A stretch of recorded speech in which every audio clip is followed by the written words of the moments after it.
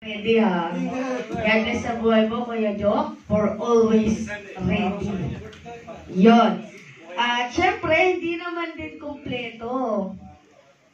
Sabi nga kanina ng ating Ate Joanny, we need to encourage everyone. Hindi lang ang ating sarili, ang ating bawat kwento for the whole week, for the past month na nangyayari. End of the month naman, ano na, ang bilis ng panahon, no? October na. Kailan mo mag-October? Sunday? 100 days na lang po, Pasko na. October na. So, ayun, I encourage everyone, ang ating mga kapatid na magpatotoo. Baka sinong gusto pong mag-testimony, open po ang ating pulpito.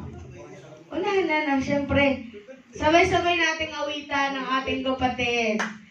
Happy birthday to you, Kuya Joan. Dito, Kuya Joan. Happy birthday! Bakit nagong? Kuya Joan. Happy birthday to you! Happy birthday, Kuya Joan. God bless you. Kaya may birthday ngayong araw. God is good! All the time! All the time! God is good. Una sa lahat, nagpapasalamat ako sa Lord, no? Kasi binigay niya ako ng panibagong taon sa aking buhay. At ayun nga, pinagpapasalamat ko rin yung mga trial and blessing na dumadating sa aking buhay. Ito, magkakasama na naman tayo ngayong linggo. Amen! At lahat tayo safe at walang anumang sakit na dumating sa ating buhay. Amen. Ayun lang po, ang lahat ng kapurihan ay sa Diyos lamang po. Lord, happy birthday! Sa inyo lahat. So ayun, unahan ko din po, nagpapasalamat din po ako sa panibagong taon. Sana last September 23, buong Saudi ay nagdidiwang ng aking kaarawan. Actually, birthday din po yun ni Kuya Jonathan. So ayun, maraming salamat po sa panibagong taon. So I am blessed and happy to be a 32-year-old lady. Wow, lady. Wow. Yung 32 na po ang inyong lingkod. Wala lang po sa itsura. Parang 16 lang. Oy. Parang 16 lang. Yung height. So ayun, nagpapasalamat po ako sa Panginoon and for everyone po na nag-greet sa akin. Unexpected. Pasensya na kayo. Nasa petsa de peligro tayo. Kaya sa petsa de peligro po tayo. Actually, sabi ko nga yun parang kapag ka pala 30-something na, parang nakakatamad na maghandahan mo. Parang hindi na ako masyadong sa paghahanda, pero I'm always excited kasi birthday ko nga. Pero hindi na ako excited maghanda. Kasi ang gastos eh. So, ayun. Lahat ng kapurian po ay sa Panginoon. Maraming salamat po. So, ayun. Wala na po ba? Sino pa po?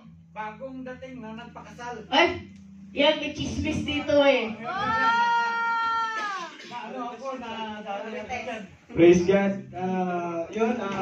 Patuloy pa din na pasasalamat kay Lord sa nakalipas na bakasyon, sa kanyang gabay. Yung kanyang provision, di na tayo pinagkulang. Financial din nagkulang, pero nandyan may mga ginamit siya mga kapatiran para mapunuan yung... Kasi kahit maiksi yung oras, talagang yung pera, mabilis. Pag pumunta ka sa Pilipinas, iba ang mga presyo na sa Pilipinas. Kaya yun, salamat kay Lord at sa matagal na panahon din nakapagbakasyon at yun, nakapiling ko din yung aking mga mahal sa buhay, mga magulang ko, yung mga kapatid ko. Salamat kay Lord, patuloy niya pa rin ginagabayan, especially yung physical na kalagayan ng mga mahal ko sa buhay, hindi niya pinababayaan. Kaya thank you kay Lord at sana makapagbakasyon tayo lahat. Pasal na sila. Praise God! Hallelujah! Wala na? Praise the Lord! Kasi may pasok kami 5 o'clock. First day ng aming Ay, walang Israel. So, samantalahin ko na itong oras na ito, no? Dahil mamaya maghiwalay naman tayo, hindi naman tayo makapag-meeting. Saan si Kuya Eli? Okay lang.